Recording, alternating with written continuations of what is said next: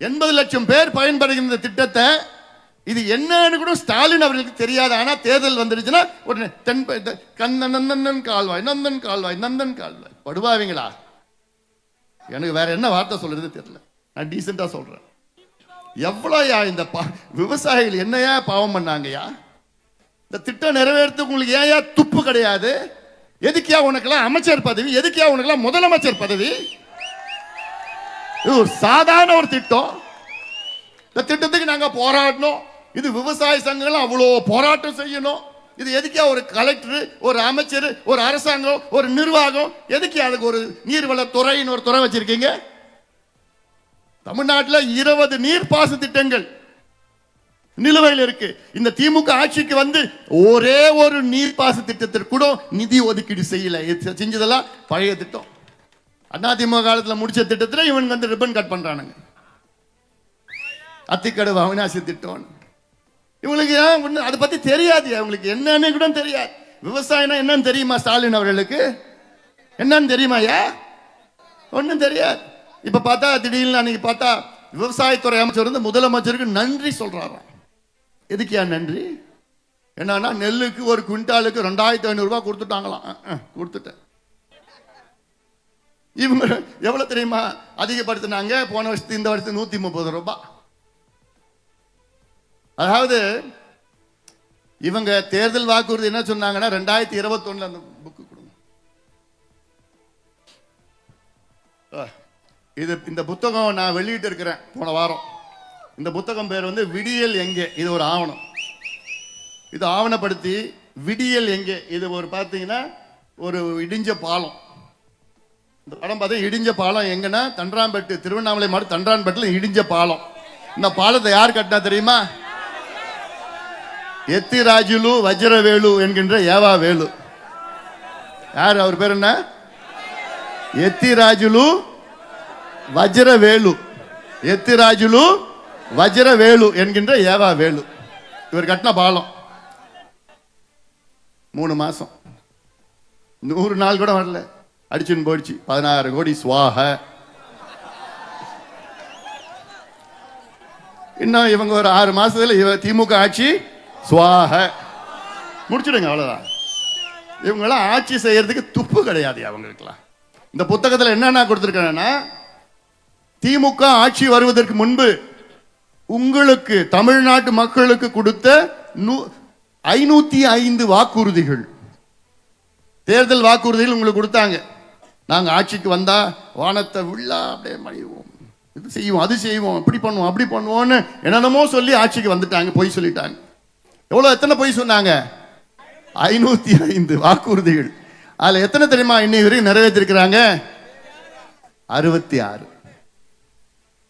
505ல எவ்வளவு நிறைவேற்றிருக்கிறாங்க? வெறும் 66. இதைத்தான் இந்த புத்தகத்தில் நான் குறிச்சிருக்கிறேன். சும்மா நான் பேசணும்லாம் பேச மாட்டேன். என்னை பத்தி உங்களுக்கு தெரியும். புள்ளி விவரங்களோட தான் நான் பேசுவேன். இது கிட்டத்தட்ட எனக்கு 1 மாசம் ஆச்சு. இந்த புள்ளி விவரம் சேகரிச்சு இதெல்லாம் ஒரு புத்தகம் போட்டு வெளியிட்டு இன்னைக்கு வரைக்கும் ஒரே ஒரு திமுக காரன் கூட இது எதிர்த்து பேசல. பேச முடியுமா அவங்களால? இருடா பண்றேன், நான் பேசுறேன்டா, அமைதியாடுறா. சரி, 10.5 10.5 கேட்கிற 5 கேளுடா. 10.5 கேட்டு 10 கேட்டுக்கிறேன். வரேன், அதுக்கு வரேன், அமைதியா. இந்த புத்தகத்தை எல்லாம் படிக்கணும். படிக்கிறீங்களா? ஆன்லைன்ல இருக்குது, எல்லாமே இருக்குது. நான் இன்னும் கொஞ்சம் கொடுக்க போறேன். எல்லாத்தையும் படிச்சு நீங்க கேள்வி கேட்கணும். ஒவ்வொரு திமுக காரங்க யாராவது உங்க ஊர்லயோ, உங்க தெருவுலயோ, உங்க கிராமத்திலயோ, உங்க நகரத்துல யாரோ வந்தாங்கன்னா இந்த புத்தகத்தை காமியோ. யாரையா ஏமாத்துற? எங்க அண்ணன் அன்புமணி புத்தகம் போட்டாரு, பதில் சொல்லியா? இனி நீ ஏமாத்தி ஓட்டு கேட்க வராத, இங்க வராதையா, போ, கிளம்பு கிளம்பு சொல்லுவீங்களா? அவசியம் சொல்லணும். ஏன்னா இந்த ஏமாத்து வேலை, இந்த பொய் சொல்ற திமுக வேணாம். இந்த புத்தகத்தில் 505 வாக்குறுதிகளில் அவர்கள் வெறும் 66 வாக்குறுதிகளை மட்டும்தான் நிறைவேற்றியிருக்கின்றார்கள். இது எத்தனை % தெரியுமா? வெறும் 13%. 12.94%. 13 வச்சுக்கீங்களா?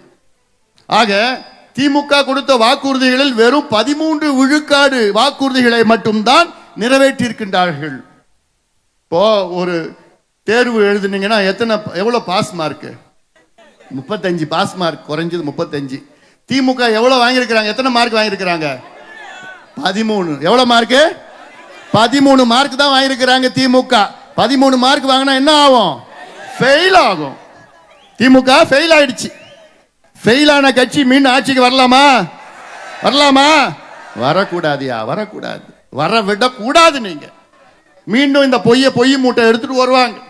இன்னைக்கு அனிதா, அதாவது நீட்டு தேர்வு எழுதி பாஸ் பண்ண முடியல, தற்கொலை பண்ணிக்கிச்சு 8 வருஷத்துக்கு முன்பு.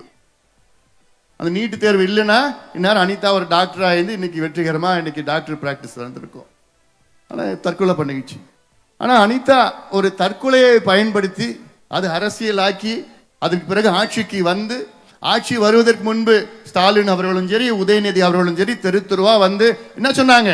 நாங்கள் ஆட்சிக்கு வந்தவுடன் ஒரே வாரத்தில் நீட்டை ஒழிப்போம். ஒழிச்சானுங்களா? அதான், அதாவது ஒரே வாரத்தில் 4.5 ஆண்டுகள் ஆகிறது. எந்த நம்பிக்கையில மறுபடியும் நீங்க தேர்தலில் வர போறீங்க? எப்படி நீங்க ஓட்டு கேட்பீங்க? மறுபடியும் என்ன சொல்லியிருக்கணும்? நாங்கள் ஆட்சிக்கு வந்தால் நீட்டு தேர்வு ஒழிப்பதற்கு நாங்கள் முயற்சி செய்வோம்னு சொல்லியிருக்கணும். நீங்க நாங்கள் ஒரே கையெழுத்தில் நீட்டை ஒழிப்போம், ஒரே கையெழுத்தில் நீட்டை ஒழிப்போம். ஒழிச்சிங்களா ஐயா? கீழ்ச்சிங்க. இதே போன்ற பொய்யான வாக்குறுதி இல்லாம இவங்களை நம்பி நீங்க போன தேர்தலில் 5 பவுன் நகைய பேங்க்ல வச்சீங்க. வந்ததா? ரத்து பண்ணானுங்களா?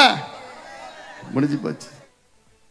நகை கடன் ரத்து, கல்வி கடன் ரத்து, விவசாய கடன் ரத்து, எல்லாம் ஏமாத்து.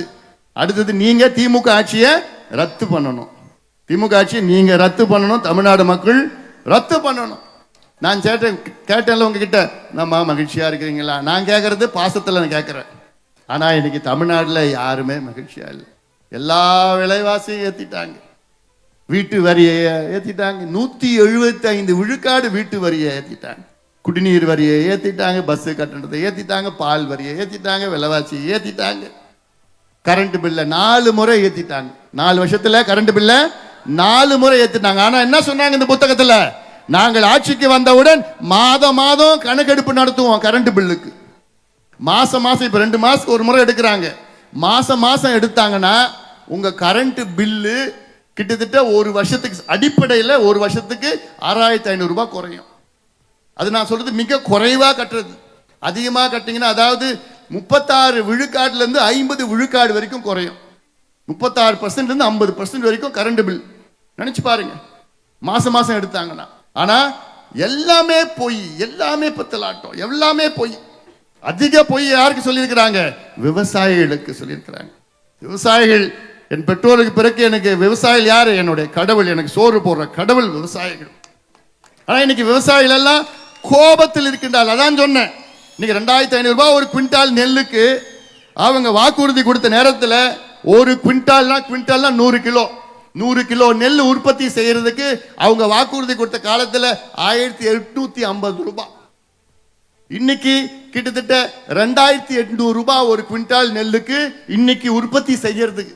நம்ம என்ன கேட்டோம்? 3500 ரூபாய் ஒரு குவிண்டால் நெல், 100 மூட்டை நெல், 100 கிலோ நெல் 3500 ரூபாய் கொடுக்கணும்னு கேட்டோம். ஆனா இப்போ 2500 ரூபான்னு சொல்லியிருக்கிறாங்க. அந்த 2500 ரூபாய் இந்த ஏத்திருக்கிறாங்கல்ல, 580 ரூபாய் ஏத்திருக்கிறாங்க. அந்த 580 ரூபாயில 501 ரூபாய் மத்திய அரசு கொடுத்துருக்கு. 79 ரூபாய் தான் இங்க தமிழ்நாடு அரசு போட்டிருக்கிறாங்க. இந்த 4 வருஷத்துல போட்டிருக்காங்க. இதுக்குள்ள எவ்வளோ நாம் பேசிட்டு போலாம். இன்னைக்கு விவசாயிகளுக்கு துரோகம் செய்து கொண்டிருக்கின்ற திமுகவை ஒரு விவசாயி கூட ஓட்டு போடக்கூடாது. விவசாய பெருமக்களே, தமிழ்நாட்டில் வாழ்கின்ற விவசாய பெருமக்களே, உங்க காலை பிடிச்சு நான் கேட்கிறேன், அத்துணை விவசாயிகளும் திமுகவை புறக்கணியுங்கள், திமுகவுக்கு வாக்களிக்காதீர்கள், தயவு செய்து வாக்களிக்காதீர்கள். இன்னைக்கு விவசாயிகளுடைய துரோகி திமுக, விவசாயிகளை பத்தி எந்த அக்கறையும் இல்லாத திமுக, விவசாயிகளுடைய விளைச்சலுக்கு மதிப்பு கொடுக்காத திமுக ஆட்சியை விரட்டி அடிப்போம். விவசாயிகள் எல்லாத்துக்கும் மேல பெண்கள், நீங்க முடிவு பண்ணணும். பெண்கள் நீங்க முடிவு பண்ணிட்டா போதும். ஆனா நீங்க முடிவு பண்ணுமா? பெண்கள் தேர்தல் வந்துடுச்சு, நம்ம இந்த ஒரு உள்ளூர் அமைச்சர்லாம் மூட்டை எடுத்துட்டு வந்துடுவார். எலெக்ஷன் நேரத்தில் மூட்டையாக எடுத்துட்டு வந்து இந்தா வச்சுக்கோ. ஏமாறாதீங்க. ஒன்னே ஒன்று நீங்கள் ஞாபகம் வச்சுக்கணும். உங்க பிள்ளைக பேர பிள்ளைகளை அவங்கள வச்சு நீங்க ஞாபகம் ஓட்டு பூத்துக்கு எலெக்ஷன்ல ஓட்டு இருக்குல்ல, அவ பூத்துக்கு முன்னாடி உங்களுக்கு ஞாபகம், ஐயோ திமுக காரன் மறுபடியும் வந்தா என் பிள்ளையோடைய வாழ்க்கை, என் பேர பிள்ளையோடைய வாழ்க்கை. ஏன்னா இந்த சாதாரணமா இல்லம்மா, சாதாரண பிரச்சனை இல்லாமா, வேற எந்த பிரச்சனை இருந்தாலும் அவங்கள மீட்டெடுத்துடலாம்.